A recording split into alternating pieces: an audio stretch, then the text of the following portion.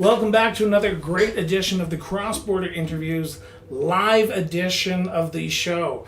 Today I am pleased and honored to start our Conservative Leadership Candidates series that we're going to be hosting live on the podcast on the YouTube channel. So it's going to be live on YouTube, and then a few days later it will be released via audio version via Spotify. So if you don't want to watch it, you can tune it in while you're working out, going for a walk. Either way, you can just tune in and listen to the episode later. And to start off our Conservative Leadership Candidates series, I'm pleased and honored to have the man himself, the, I think I can say, Saskatchewan business owner, Conservative Leadership Candidate, Joseph Bourgault. Joseph, thank you so much for doing this. This is an honor and a pleasure. Well, thank you, Chris, for having me. It's my pleasure as well to be here. So, Joseph, I have started every single interview I've ever had off with the exact same question. You're no exception to that. Where does your sense of duty to serve come from? I think I grew up with it. My parents had a deep love of community, both mom and dad, very community-oriented people, love of family, which led to Dad founding a manufacturing business, but love of community and helping people. You know, I've always, all my life, I care about people, and when I see people suffering or hurting, it's something that that drives me to, if I feel called, and obviously I'm a believer, and I listen for God's guidance, and wherever He guides me, to the best of my ability to interpret where He's leading me and guiding me, I go. And I feel the country's in a lot of trouble, more than I've ever seen in my lifetime. And so I felt like I had to do everything in my power to, with the vision that I have, to get the country back on the right track again. So that's in a nutshell what got me into this. We talk about a lot of things on this show, policy, why you decided to run. But I want to start off, and I start off with a lot of these questions about the man behind the candidate. Let's talk about your upbringing. Let's talk about mom and dad. Were you a very political household? Was your mother and father political? Or are you the black sheep of the family and kind of the odd man out and just decided that politics was going to be something in your life? So I grew up in a Roman Catholic, French Roman Catholic community. French, but also a mix. We had all cultures in the community, but it's predominantly a Catholic community. And both my parents, I felt like I was blessed with the best parents that a son, that I could have had. And I had three other siblings, an older brother, an older sister, and a younger brother. And mom and dad were incredibly honest. Talking to my siblings, my sister and brother Claude, we've never had any memory of them ever lying or twisting the truth, or honesty and integrity was just we grew up with that honesty, and we brought that into our businesses. And I've lived 66 years like that. I can't say I was always 100% honest, but I learned early on in my teens the importance of honesty and integrity, and with that you build trust, right? That's how you build trust with people.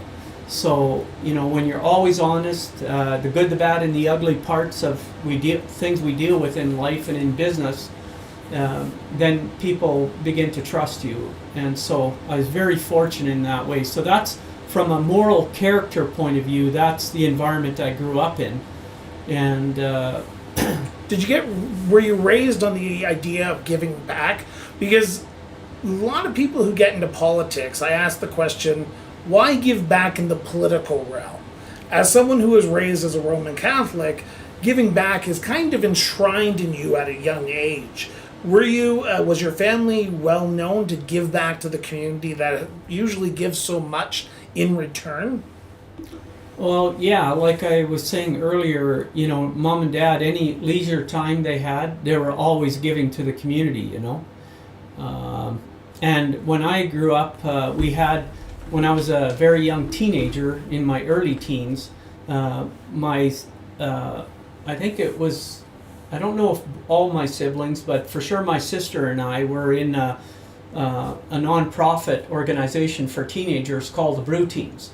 And what we would do is we would go around and help elderly people clean up the town, clean up abandoned yards, cut the grass and that sort of thing. We would do bottle drives. We'd sponsor teen dances, which were a real blast. So this was in the 60s, when the 60s music, So I loved growing up in St. Brew. I think not only did I have the best parents in the world, but I also had, growing up in St. Brew it was at times a tough community, but also a great community to grow up in. Was politics and religion kind of go together? But from time to time, people might say the separation of church and state. When you were growing up in Roman Catholic Church, did you ever think politics was going to be in your future? Because you talk about being a 66-year-old. Was that ever a inclination that you might ever decide to run for politics? Or, as you talked about in your first statement, the calling at this age was the reason why you got into politics this late? I would say we were, like my siblings, my older brother Jerry, older sister Rita, and my younger brother Claude, and mom and dad, especially our father, we would have traditional dinner and supper together, breakfast, dinner, supper together, and politics and world affairs. It wasn't just what was going on in Canada or in Saskatchewan. It was what was going on in the United States politically, what was going on in the world, in world politics. We were very global in terms of studying and discussing what was going on in the world. So I kind of grew up with that part of it. But as far as an inkling that I would ever run for office, I would say it began when Pierre Trudeau was in power. He was prime minister from 68 to 84, 16 years. With a 9-month gap for the for those historians that are listening. Joe Clark was prime minister for 9 months. Yeah, exactly. Yeah, I remember that well. Yeah. The problem, I voted. We all make mistakes in life, right? And I voted Liberal in 1974 when I was 18. But then I think of what this is a joke. Winston Churchill had said, if you don't vote Liberal before the age of 30, you don't have a heart. But if you don't vote Conservative after the age of 30, you don't have a brain. And so forgive me to any Liberal listeners. MPs right now who are listening. It's a joke, right? But my inkling really began in my mid-20s. While in university, I had gone to listen to Pierre at the university. He had stopped in. I was a few feet away from him. He had come and given a talk when I was in university. And, I admired Pierre Trudeau because he was very witty. He was one of the wittiest politicians I'd ever listened to. So I kind of admired that about him. But by the age of 20, 2 years after I had voted Liberal, I could see that he was a tax and spend Liberal, and that bothered me a lot. I could see that wasn't good for the country to have somebody just spending like he was spending. And I guess I was a commerce student, and so to me, reckless spending troubled me. And so that's when I could say I got interested. I started thinking, okay, why are people voting Liberal like that for somebody that's wasting their tax dollars like this? Why? And so that's when I really began to question and study politics. And I always studied leadership, the best leaders in the world, like Abraham Lincoln. I studied Abraham Lincoln's life, read 5 books and studied his life. Ulysses Grant, Margaret Thatcher. I loved Margaret Thatcher, loved President Ronald Reagan. So I was always very political in that way. I never felt any inclination to run for provincial politics. If I would ever run, it would be federal, and in my mid-20s, I began to have that interest in possibly becoming prime minister someday, but it bothered me actually to have those thoughts. So I would just keep giving them up to God, because I didn't want to ever egotistically become a prime minister just for fame. That didn't interest me. The fame does not interest me. The money, whatever would come with politics, that's not my interest. My interest is in doing the right thing. My interest in leadership is always to, in my leadership years, I would always go wherever I felt there was a need, and where I was drawn in, where I knew I could provide the leadership. I love conversations like this, because I'm always impressed when someone says something like that, what you just said, that you're not in it for the ego. You're not in it for the fame, the fortune. You're in it for the right reasons, right? And don't get me wrong, I think there's a lot of people out there who are in it for the right reasons. Sometimes they don't win, sometimes they do win, but they're few and far between. I want to talk about your announcement to run for the leadership of the Conservative Party. Why now? You talked about that call that you got at the beginning of the interview. What was that call, and why now? Well, when I see where there's leadership, where it's 70 or 80%, I don't feel guided to get in and try to compete with that, But where I see like what's happening in our country right now, and this has been going on, I began to see the train wreck, the train going off the tracks early on when Justin Trudeau, and I kind of figured that's what would happen, simply because, put it this way, I'm CEO of a manufacturing company. I employ about 80 people. I was actually CEO of a larger company when I was 29, before I had to deal with my health problems. And over the years in business, whenever we would promote a manager, or even myself being promoted to general manager of the Bourgault Cultivator Division in 1985, I knew why my dad hired me to take on that position. He knew I cared about people, and I had proven myself over a period of years, about 10 years, that I had the competency skills to be in that position. He knew I would work my ass off to do a great job. And so when I see politicians run for office, young people who don't have the life experience, don't have the leadership skills, have never built an organization or balanced a budget or had to do a payroll, and I saw that when Justin got elected, I thought this could be real trouble. And and I see that right now. A lot of the politicians that are running for office, no disrespect to Pierre, he's got his strengths, to Pierre Poilievre, but he gets out of university and right away ends up in politics, so professional politician. I don't feel that Pierre has the ideas or the life experience or the skill set that I have to be the Prime Minister. I think to be a Prime Minister, you've got to have a wide variety of skills, and you've got to be skilled at leadership, managing large groups of people, building teams, and you've also got to have strong moral character, and that's developed over a period of years so that nobody can corrupt you. And ideas, the innovative ideas to help unify the country and to help get the country on the right track of health, happiness, peace, and prosperity. And I feel I have all those skills, so that's what compels me at this time to run. I apologize for the long answer on that. I love long answers, especially on a show, because it gets to the heart of who you are. Mm-hmm. Because I have interviewed over 400 people for this show, and I can tell you I have had interviews where they give me long answers, and I can tell that they're passionate about it, they are sincere about it. And then I have had politicians who gave me the canned answers, and I hate that. Yeah. Because that's not the true person who's behind the candidacy. Yeah. And the fact that you're willing to be honest, sincere, tells me more about you than an interview would ever tell me. Like a brochure would ever tell me. And I know, for those who are listening, know that I love brochures, but an interview, an actual conversation between two people tells me more about somebody than a Twitter or a Facebook. And yet again, I would love to have Pierre come on the show and talk to him as well. But you're right. He is a career politician. And there's a lot of things in the last 6 years that the Conservatives have accused Justin Trudeau of. And one of them is being a nobody and then entering into politics.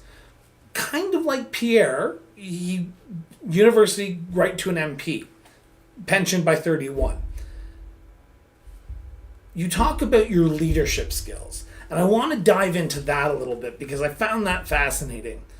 What sets you apart? What about leadership do you bring to this table that other candidates, and not just Pierre, but John Charest, Leslie Lewis, Scott Atkinson, a few others, that they don't? Yeah. So, I've not studied the life of any of these people. I don't come on to shows with the intent to run them down. That's... And that's not my intention. Yeah, I do apologize that. No, you're not saying that. I'm just saying, so maybe I'm not being fair to you in what I just said here.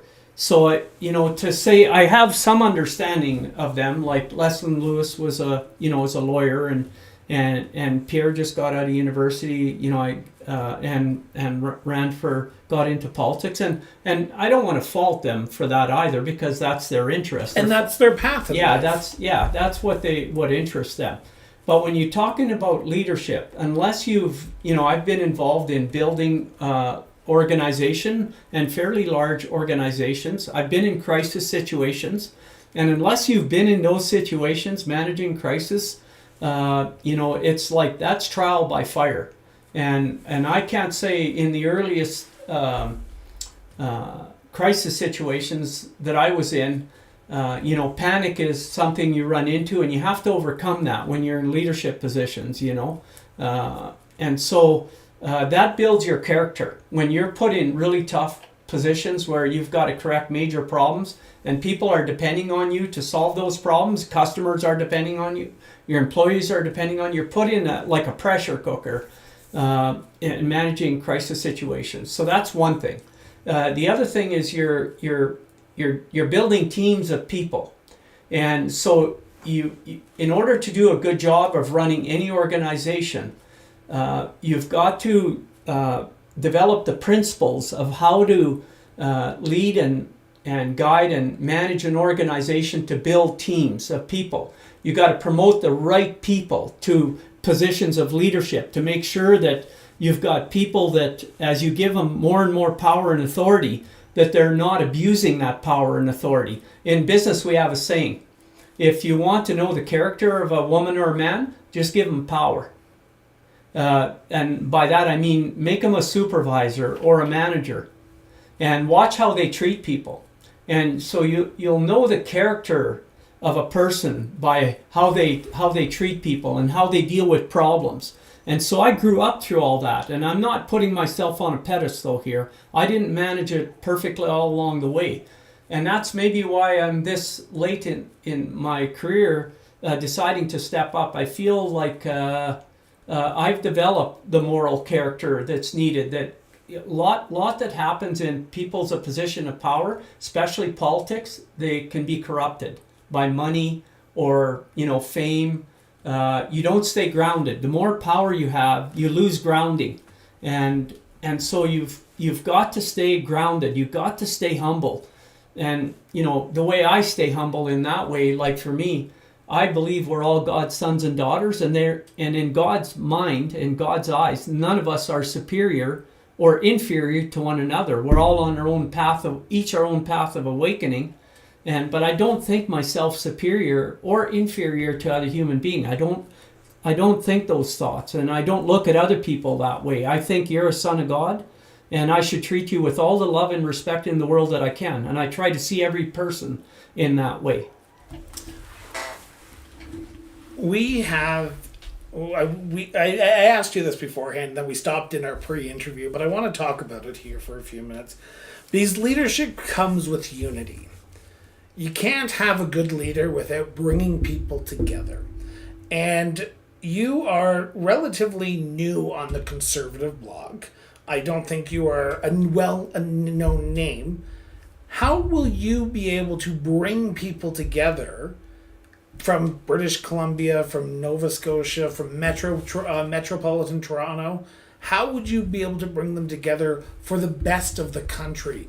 Because as I said in the pre-interview, we are in a more divided time than we have ever been, that I've ever seen.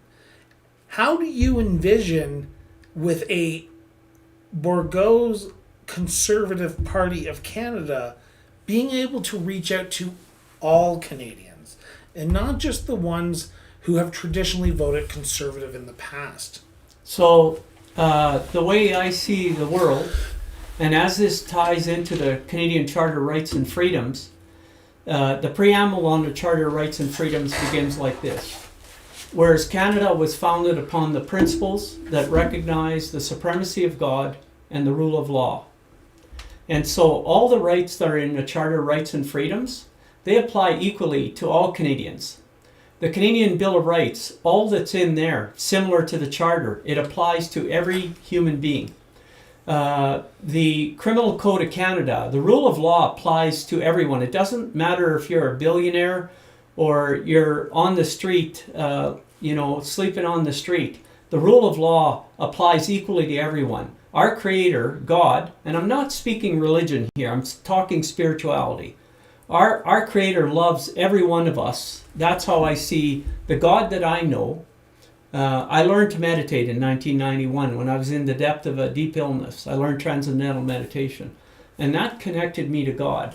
And the God that I know, and the God that I grew up with, the Roman Catholic God that I grew up with, the parents that I grew up with, they loved everyone. What they didn't love, and particularly my father, was hypocrisy, lying, dishonesty, selfishness, greed. So to me, to unify the country, what I've learned in business as it applies, my value system is like this: God, love, truth, freedom and personal responsibility, justice and fairness. So let me say a little faster. God loves truth, freedom and justice. That's how I think. And I think that if we put God at the center of our life again, and this is how the country has changed. I think that if I do not recognize my Creator, then I'm in my ego. And to me, the ego, the acronym for it is edging God out. And I've learned a lot about that. I've recovered from mental health issues, serious mental health issues. And the way I did it was through the relentless pursuit of truth. And the more you seek the truth on every issue in your life, you set the goal of truth, you keep an open mind, you gather the facts, and as you gather the facts, using your God-given common sense, deductive reasoning, and logic, you discern the truth of the matter. And then you act on what is true, and when you do that, truth is win-win for everybody. So to me, the way we unify the country is, wherever there's a problem, we set the goal of truth, we gather the facts with an open mind, we listen to what everybody has to say, all the stakeholders in that issue. Take the issue, for example, of equalization. There's a sense of injustice in Newfoundland on this issue, and in Alberta, big time. And it's creating division. We have Western alienation. How do we solve that problem? If I were Prime Minister of the country, the way I would solve that problem, I would be bringing all the stakeholders to the table, and that would be the premiers, and possibly go deeper than that as well. And I would be setting the goal of truth and seeking the facts and the truth of what facts can we work on using sound reasoning and logic that everybody could agree to bring justice to this sense of Western alienation, or to Newfoundland, where they have the feeling where they have not been treated fairly with resource revenues, offshore resource revenues, where the federal government is taking the royalties, as I understand it. This is my understanding. And so they feel like they've never gotten a fair deal. I remember when Premier Brian Peckford, who I know and met in Ottawa, a great guy, an honest man who fought for Newfoundland, they're still having this fight today. So we have these injustices in our country, and it's a result of, I feel, incompetent or to use a more polite word, it's people like Trudeau just does not have the leadership skills to unite the country. And it goes deeper than that. I believe he has an agenda that's not serving the Canadian people as well. Trudeau's not been the only prime minister in your lifetime or my lifetime since Pierre Trudeau. Stephen Harper, John Chrétien, Paul Martin, Brian Mulroney, Kim Campbell, go on and go on. The problem of unification does not start with Justin Trudeau. He might have exacerbated it a bit, but I remember under Harper, you could see the division starting. As the new leader, if elected, you will first have to unify a party after a leadership race.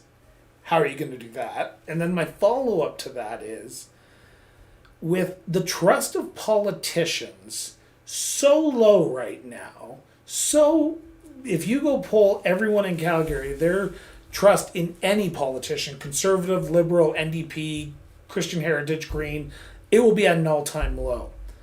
How do you bring trust back to our democracy in a time when not only conservatives and liberals are fighting, but my neighbors are fighting with each other. Religion is fighting with religion. Countries are fighting with countries. Ontario is fighting with Alberta. Quebec is fighting with the West.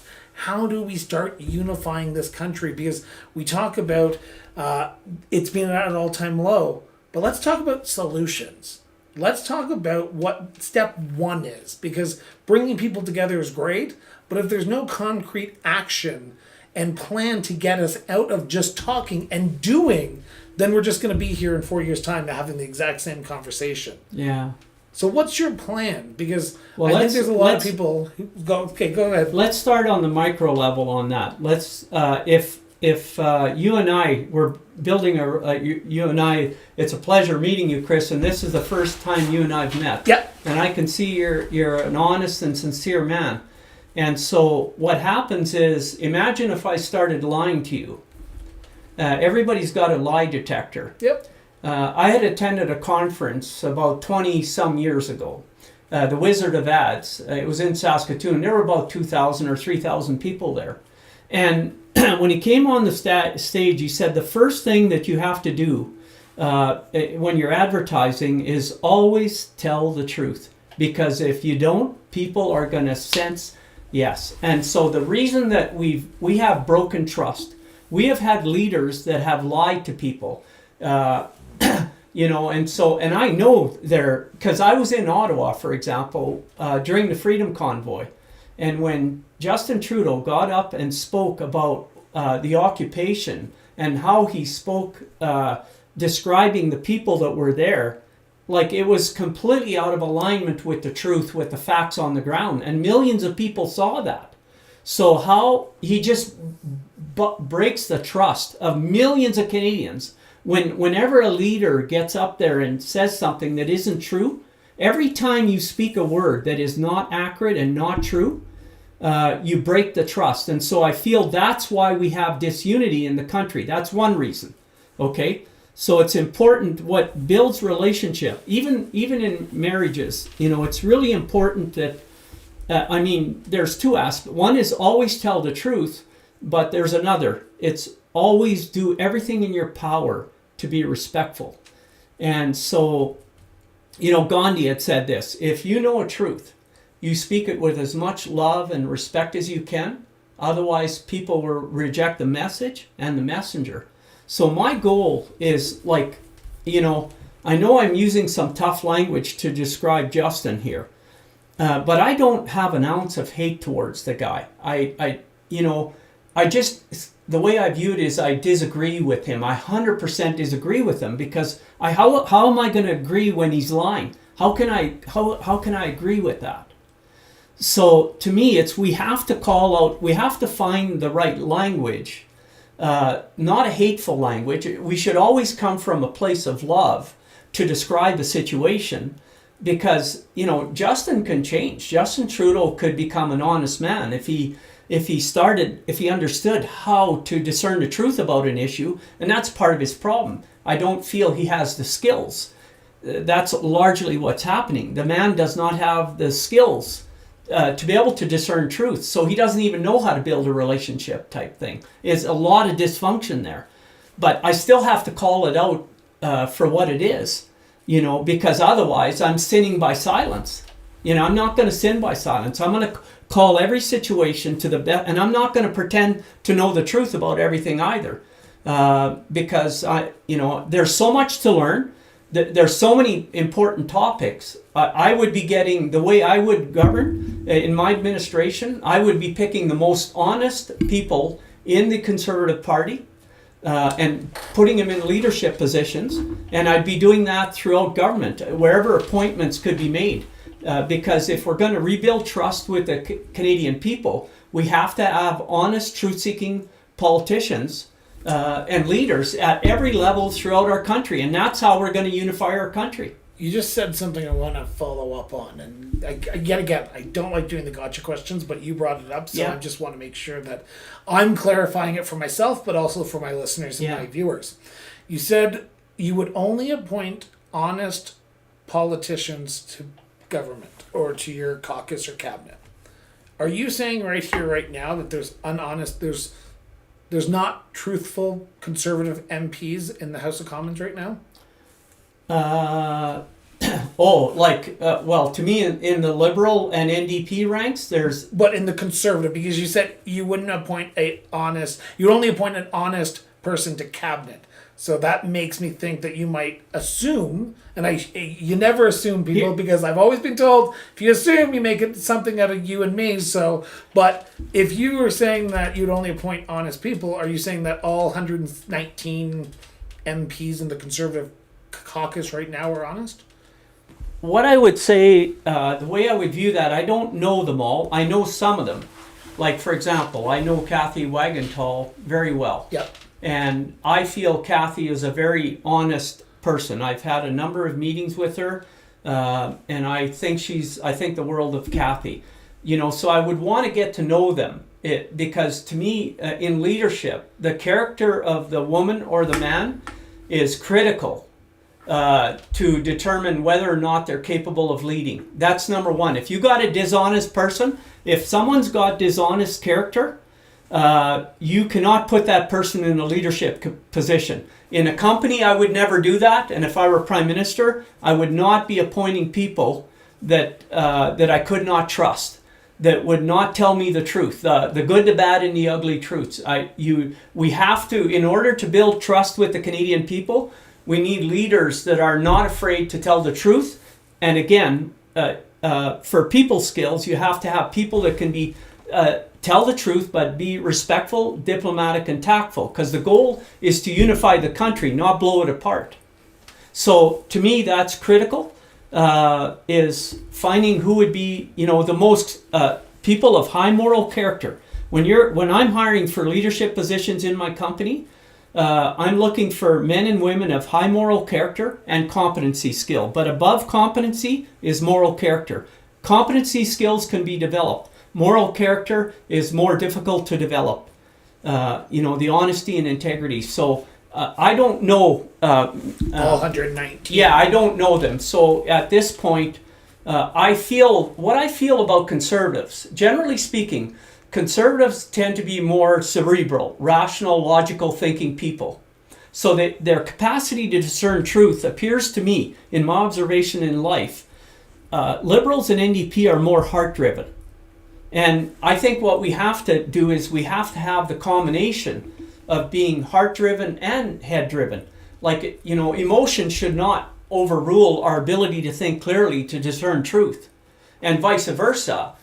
We should not be heartless in our decisions, cold, hard, fact, and heartless in the way we speak truth or the way we implement policies. We've got to have, love in our hearts, but we also have to use intelligence and wisdom to discern truth, to make intelligent decisions in order to arrive at the consequences that desire. So we desire a consequence of unifying our country. And that means all Canadians, right? I'm not saying half the country or 1/3. If I were elected Prime Minister, I would want to govern for all Canadians, and I would want to be doing my best to unify. I don't care what your political stripe would be. The only way that I know that you can unify people is recognizing, to me, God is our creator. He loves us all, and he wants us to work together in a spirit of cooperation to solve all the problems we have here in this country, to create heaven on earth for everyone in this country. And so, as a spiritual person, I wouldn't be bringing religion in, but spirituality is essential, because if we don't recognize God as our creator and the creator of the natural scientific laws that govern our health here on earth, we're lost. Yeah.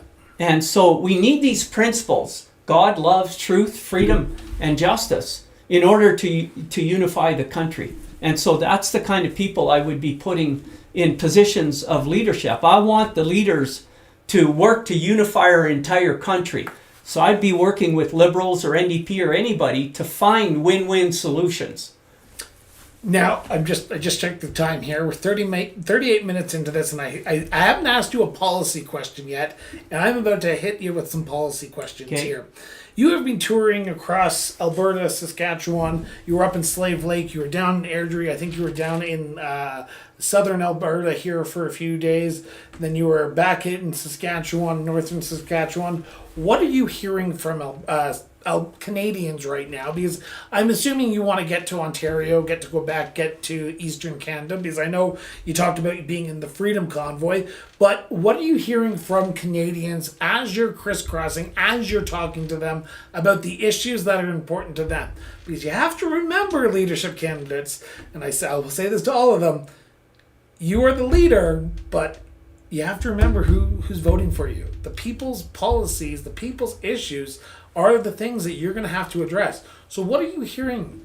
Well, we would all understand this. The people who lean towards, let's say, conservatism, or, those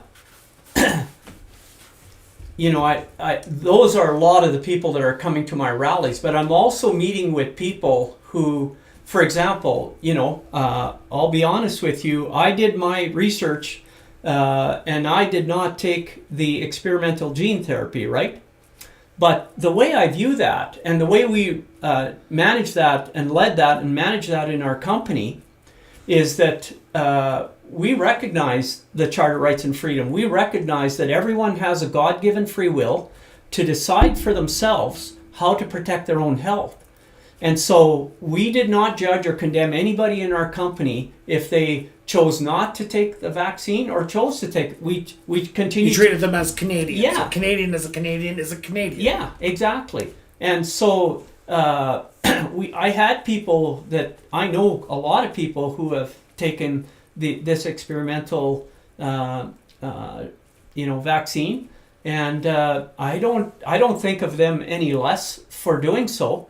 And so touring around, the majority of people that are attending my rallies, or rallies and or events where I'm doing public speaking, I would say probably the majority all they wanted was the freedom to decide for themselves whether or not to take a vaccine or not.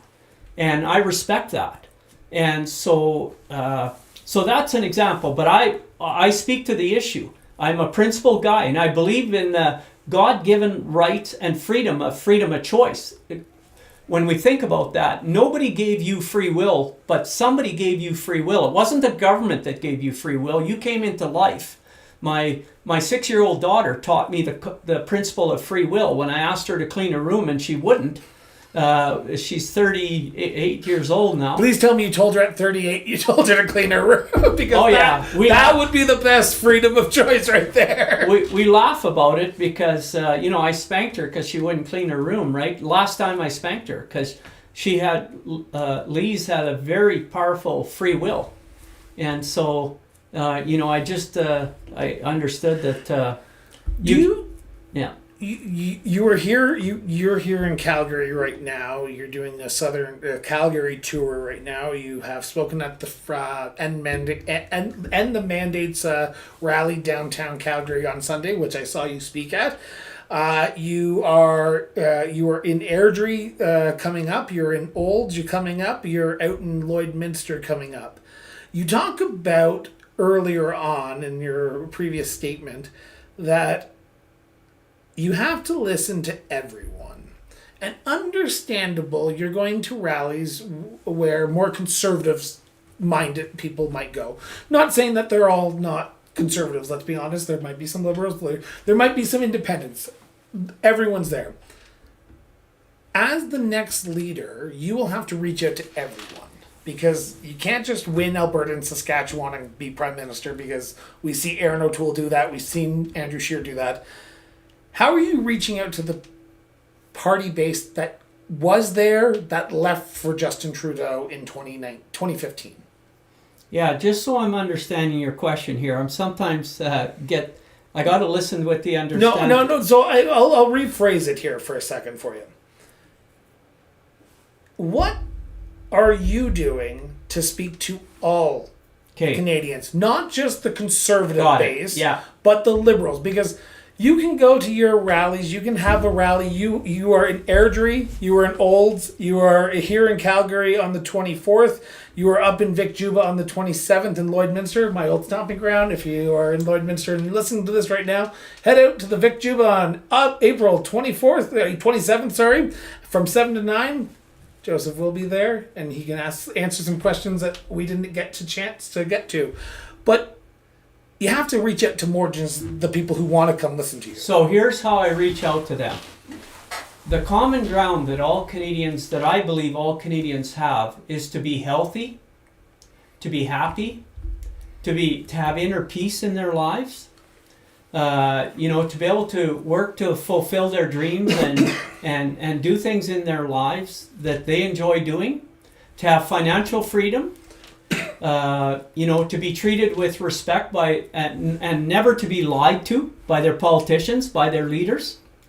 And that's where, the vision that I have is to create a healthy, happy, peaceful, prosperous country where all Canadians can work to fulfill their dreams, but within the rule of law, within the Charter of Rights and Freedoms, within the rule of law, within the rule of criminal law, and God loves truth, freedom, and justice. Yep. The policies that I will be implementing, and I'll talk a little bit about the policies.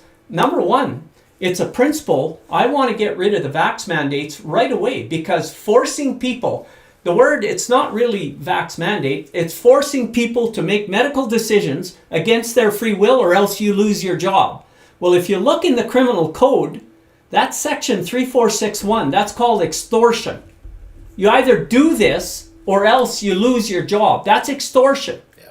And so to me, we have criminal activity taking place in this country. So that I'm not going to violate the Criminal Code of Canada. I'm not going to violate the Charter of Rights and Freedoms. I'm not going to violate the Canadian Bill of Rights. So that's how we bring people together, is I tell you how you choose to protect your health. That's your choice, not mine. And I'm not going to judge whichever way you do it. I would invite every Canadian to do your research, as I have done, so that you know how to protect your health. But I'm not going to judge you, whatever you choose, however you choose to do it. So that's an example. To me, when you treat everybody as equals, I want to treat all Canadians as equals, recognizing that they were all given a God-given free will to choose, and also a mind to think and reason with, to discern the truth, and to make their own decisions. Because that's how we learn, from making decisions. So I want to govern in a principled way in that way. So that policy of getting rid of the mandates, that's a principled decision based on the principle of freedom of choice, okay, and personal responsibility. So the next thing, I want to get rid of the carbon taxes. And why? I think you just won Alberta. Yeah, why do I want to get rid of the carbon taxers? Well, I'm a manufacturer, been manufacturing all my life. And I've been working diligently to keep jobs in Canada and the United States, in North America, and not ship them off to China. I've been fighting that battle in our boardrooms for years, in our management meetings, and for the most part, we've succeeded in doing that. 97 to 98% of our products are, the suppliers are North American. Leth Iron in Lethbridge is an example of a major supplier for us. I want to keep those jobs here. And And so what the carbon taxes are doing, it's making Canada uncompetitive in the world economy. So what's happening is manufacturers are taking their products and they're going to China and getting China to manufacture their products. And China is 28% of the world's emissions, CO2 emissions. We're 1.5% of the world's, or 1.6% of the world's CO2 emissions. Over 60% of the electricity in China is coal-fired power. In Canada, it's 9%. We have some of the cleanest coal-fired power plants in the world. So what we're doing, and that's what I mean about the Liberal NDP do not understand that what they're doing with the carbon taxes is they're driving up the cost of living for all Canadians. Inflation is rampant now. And they're making our businesses uncompetitive. So they're driving all these jobs over to China where they produce these products at a way higher rate of pollution than we do because they don't have the regulations we do over here. This is not rational thinking. So I'm going to play a little bit of devil's advocate with you here because that's the great thing about the show. I can do it. They will say we got to stop climate change. We got to curb climate change. We got to put a cap on what emissions we're putting out there. Understandable. China's another issue. And I know as a federal leader, you will have to deal with world issues, not just domestic issues. But you have to deal with, whether you agree with it or not, climate change is something that the Liberals and the NDP are talking about. What are your views on climate change? And how do we address the middle of April and we are getting a massive snowstorm right now? How do you deal with climate change, or do you even believe that climate change is real? Well, climate change has been going on since since the day we were created and existed on Earth. Okay, so that's one thing. It's difficult to know where there's natural events occurring and where man takes over. And so this is how I deal with this issue. And I've studied it. I researched and wrote a manuscript on it, making sense out of the Kyoto Accord in 2005. I spent months studying the issue. And what I've realized, to just talk about CO2, I think that that's been incredibly harmful to unifying people to take action. And what I realized about it is what we must do is we have a responsibility to preserve and protect our environment for the current generation that's on the planet and for future generations. So there's two sides to this coin. One is we have a responsibility to do everything in our power to clean up any pollution of you notice the word? I'm not saying CO2. I'm saying pollution of our natural environment. We have a responsibility to develop the technologies that can stop and prevent. And I'm talking to inventors that are doing this. So I develop technologies to clean up the environment. I've been eating 100% organic food diet since 1992. I've been cleaning up this inner environment. And every dollar I spend buying organic foods, I'm rewarding farmers to grow foods without the use of any substances that could be harmful to the environment or harmful to human health. So to me, the environment is very important. I've given to Greenpeace. I'm still giving to Greenpeace. I'm still giving to Eco-Justice. I'm still giving to Canadian Physicians for the Environment. Monthly donations to these organizations, and I've been doing this for years. I don't see that it's either you destroy the oil and gas industry or you protect the environment. That you have two choices. I think they go hand in hand, because the more profitable the oil and gas industry is, the more money they have to invest in research and development to clean up any form of pollution in the environment. And they've been doing it. My son-in-law worked in the oil and gas industry for 14 years, and he would list off the examples of where the oil and gas industry has been working hard to stop polluting the environment. And so to me, it's not either or. You have to do both. You have to have a strong oil and gas industry in the country to keep natural gas prices competitive, so that low-income people can afford to heat their homes, so we don't freeze our citizens. and power their vehicles and their diesel trucks and our trucks that so that they can haul freight around, haul food to people. So to me, the idea that we have to think win-lose, that to me is egotistical thinking. Win-lose is, truth isn't egotistical thinking. It's not win-lose, it's win-win. I think win-win. And I think we can have a clean environment and a strong economy both. We don't have to kill our oil and gas sector in order to have a clean environment.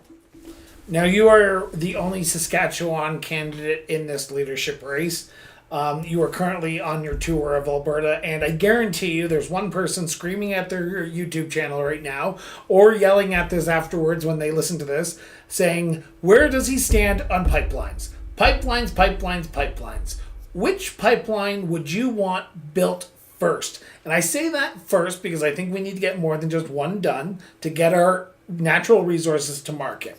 Would it be Keystone XL from Hard City, Alberta down to Texas? Would it be Northern Gateway, which would take our pipeline from Alberta to BC coastline? Or would it be Energy East, which you would have opposition from at least one premier, his name being Francois Legault? Which one would you want to see start it and complete it first?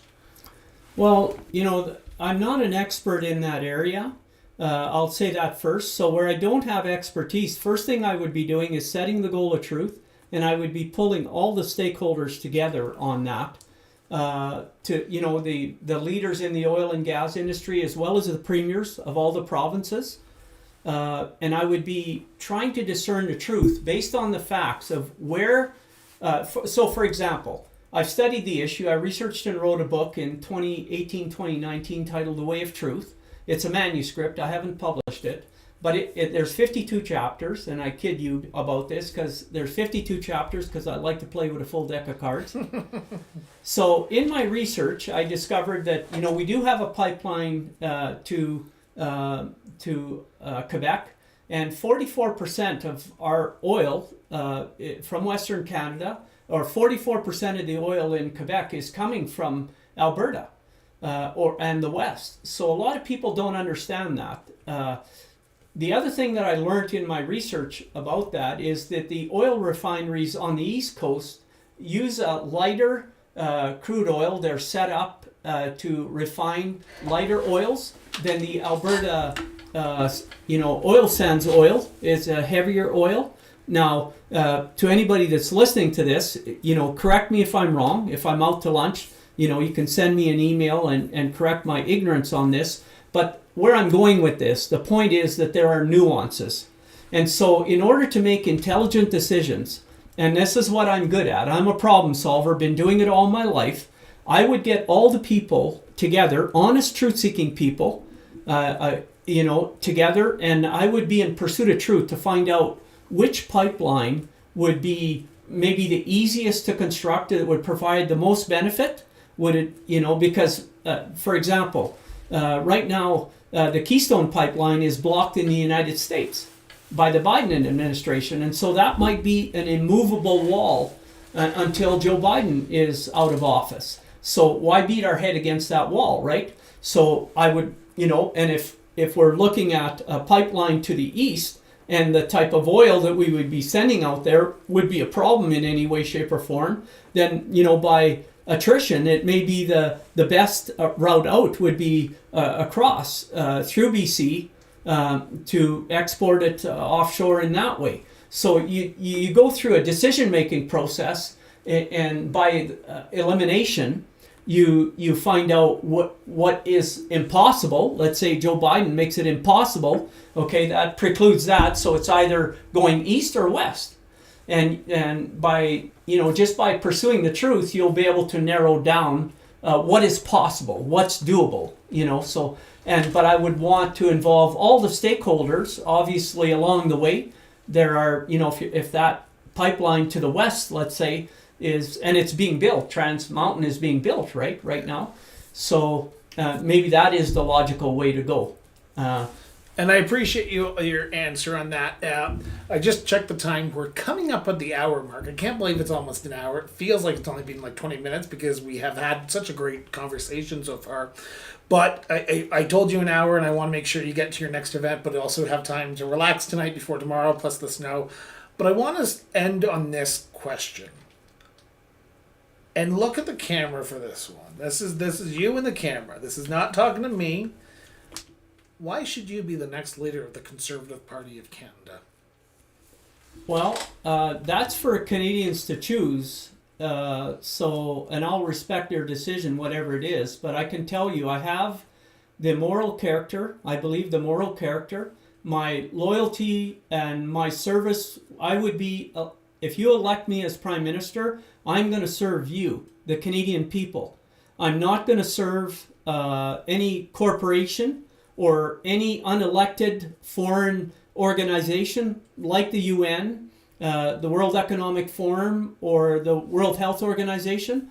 I'm going to be serving you, the Canadian people. You can't serve two masters, and to me, I would be there to serve you, the Canadian people, the people who elected me.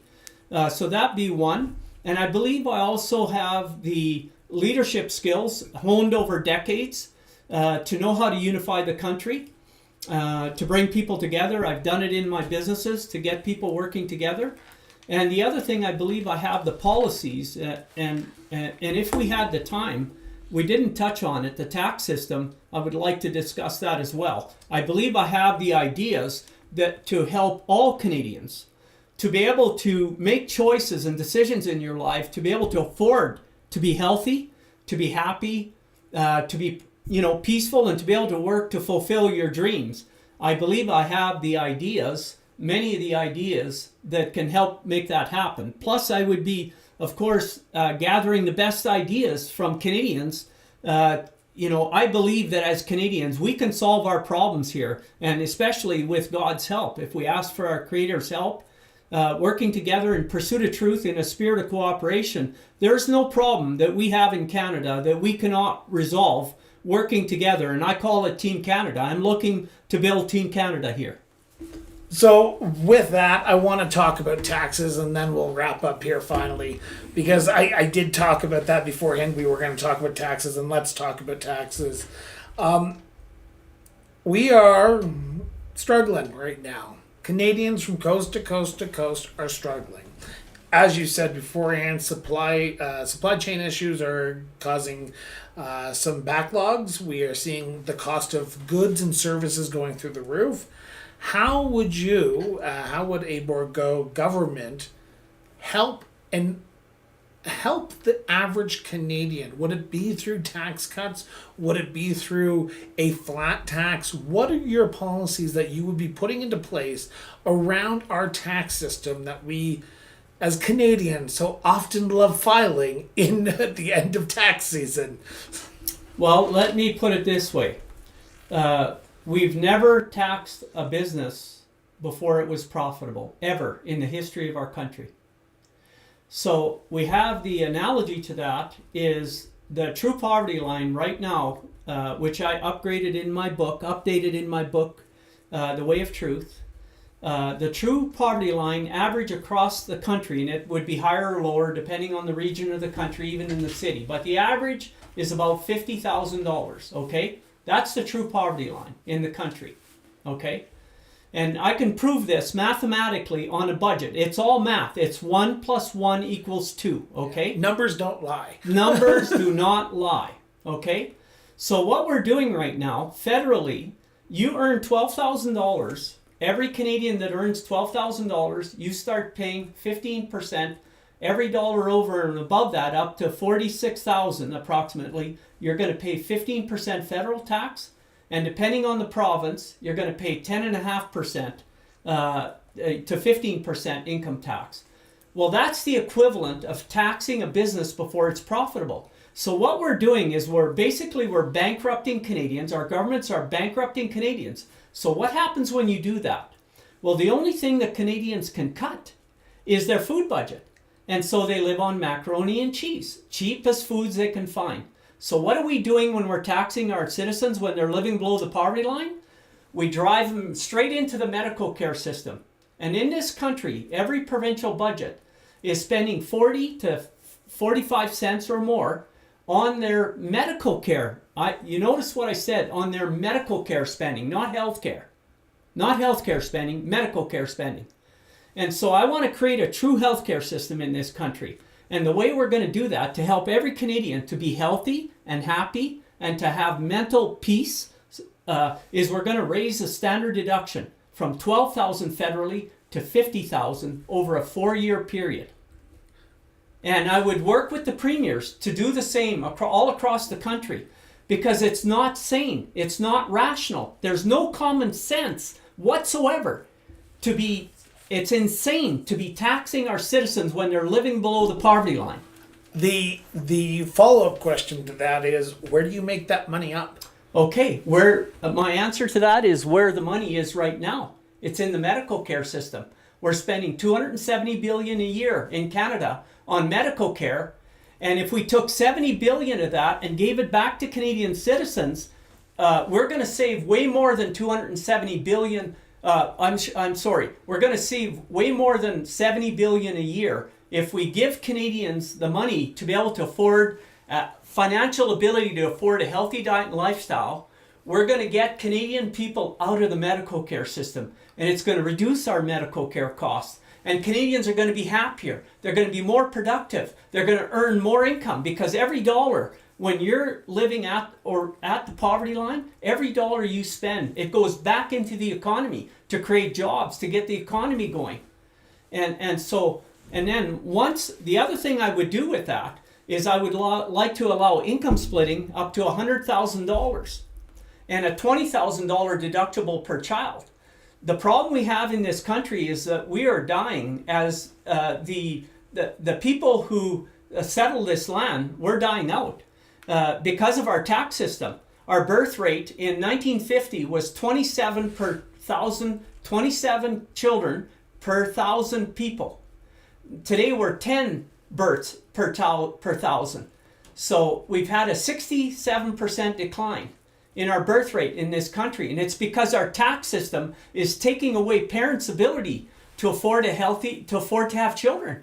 So I want to create a pro-life culture by allowing parents to keep what they earn till they're profitable, till they cross the true poverty line, and so they can afford to have children and to have healthy, happy, and well-balanced children. And if they choose to have a mother or father in the home to look after the family, to prepare healthy meals, and to look after the kids, so the kids have a parent at home. So those are some of the ideas that I bring that no other candidate brings to the table. You're a business owner. You're sitting in a household that is a sole proprietor. I am a sole proprietor. I have a company. I'm a business owner myself. Over the last 2 years, I've struggled as a business owner because businesses are taxed at a certain rate, and we always seem to get crapped on at tax time. I filed my taxes every year. I've paid my taxes every year as a relatively new business. My first year taxes has been the highest I've ever paid in my entire life combined. Now, it's great that we can talk about individuals, but what about those mom and pop shops? What about me? And I hate to be, I know we're not supposed to talk about me on the show, but no, let's talk about me for a second. My tax bill in my first year of business was $30,000. And that would have been on a net income of what? About 90. That was 30,000 from province, federal, and municipal. So what I would say is that small businesses, the way I view it, there's kind of two tiers. Like a small business, what you're doing, you're self-employed. Yeah.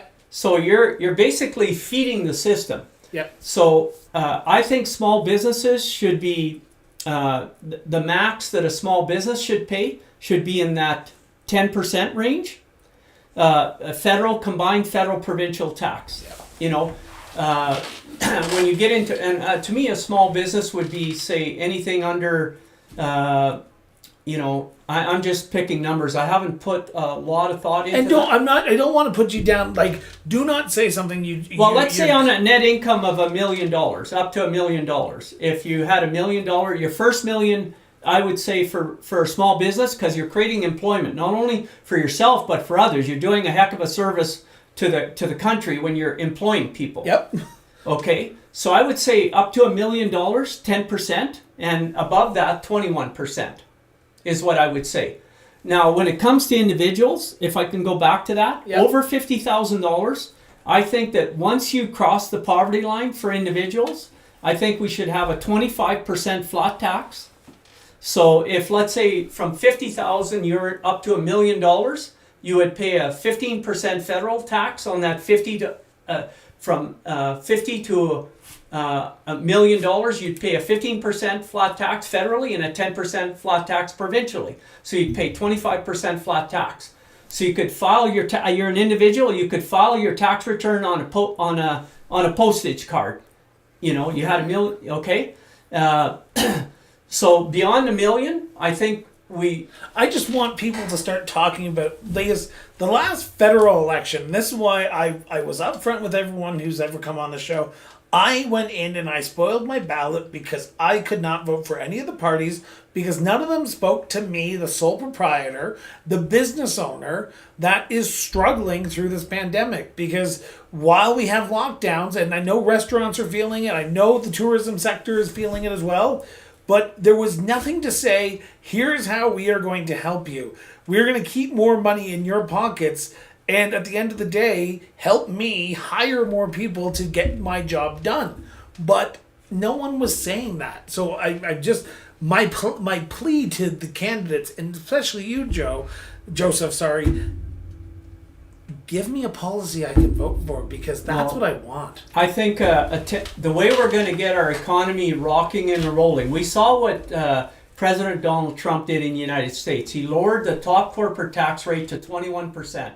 And he got the U.S. economy humming, He got people that were investing offshore, companies that were... Because companies can move, larger companies, they can move their cash and their investments offshore, off the country in a heartbeat. So we have to have a competitive tax rate. So I think the top corporate tax rate should be 21%. And so I would say any revenue over $1 million... you would pay a 21% tax, corporate tax. Anything below $1 million, you'd pay a 10% tax. And for individuals, again, over $50,000, you'd pay a 25% flat tax, 15% federal, 10% provincial. Up to $1 million, over $1 million to $100 million, you'd pay a 30% flat tax, individual. Over $100 million, up to $1 billion.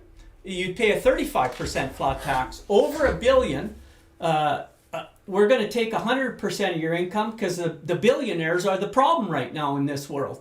And I kid about that. I'm saying that tongue in cheek. I think over $1 billion, we take 50% of their income because, I feel that... But there's loopholes out there, and you know that, and I know that, and I'm not trying to interrupt you, but billionaires become billionaires because they play the game. And you and I know that. Well, that's why we call it a flat tax, though. We legislate a flat tax. So if you earn over it, let's say you earn, let's say... So Mark Zuckerberg, yeah, he makes billions of dollars each year. But his salary is not $1 billion. His salary is like yours and mine, probably, because he gets paid in dividends. So let's say Facebook was here in Canada. Every dollar that they would earn over $1 million would be a 21% flat tax on their income, Yeah. So we've got to get the higher income people, we've got to remove the loopholes from higher income people. We have to have a military in this country in order to protect our sovereignty. And so to me, if you live in Canada, you have to, and you can afford it, you're living above the poverty line, you should pay your fair share so that we can fund essential federal government services like the military. And that's another area maybe we'll talk about another day. Yeah, we'll have you on after this because, like I said, I don't want to take much more of your time. But, Joseph, I want to thank you. I come into these interviews very green because I want to learn from you. And I've been following your campaign since you announced. I did a little story on your campaign announcement video. And I was like, okay, let's see where this guy goes. And I never know how interviews are going to go because I try to have an open mind and an open heart when I sit down with people. But over the last hour and 10 minutes that we chatted, I have come away with 3 words that can describe you: sincerity, honest, and passionate. I wish you the best of luck in the next few weeks, in the next few months until September 10th. You have an uphill battle. I can imagine you know that because you got to get out there and introduce yourself to Canadians from coast to coast to coast. But if anyone who's here's listening to this, who's watching this at a later date, the links to Joseph's website, social media are in the show notes. Go there, learn more, reach out to Joseph directly. His email address is there as well. I'm assuming you're up to answering questions if people want to ask them. Yes, yeah, to the best. I have trouble keeping up with it all, but for the most part, I've got some assistance and we're doing the best we can to answer questions. So absolutely, I want to hear from Canadians as well. Yeah, absolutely. So with that, I want to thank everyone for tuning in. We've had a good showing throughout the night. I want to thank everyone for tuning in. I want to thank Joseph for coming in. If you're out in the Airdrie Olds area, follow Joseph's Facebook page because he will be in that area. Next week, he's in Lloydminster, Saskatchewan, Alberta, my old stomping ground, as I said at the beginning of the interview. Go out to the Vic Juba from 7 to 9 on the 27th, if I'm not mistaken. Don't quote me on that. Go to his Facebook page and you'll actually find out the date and the time that he's there.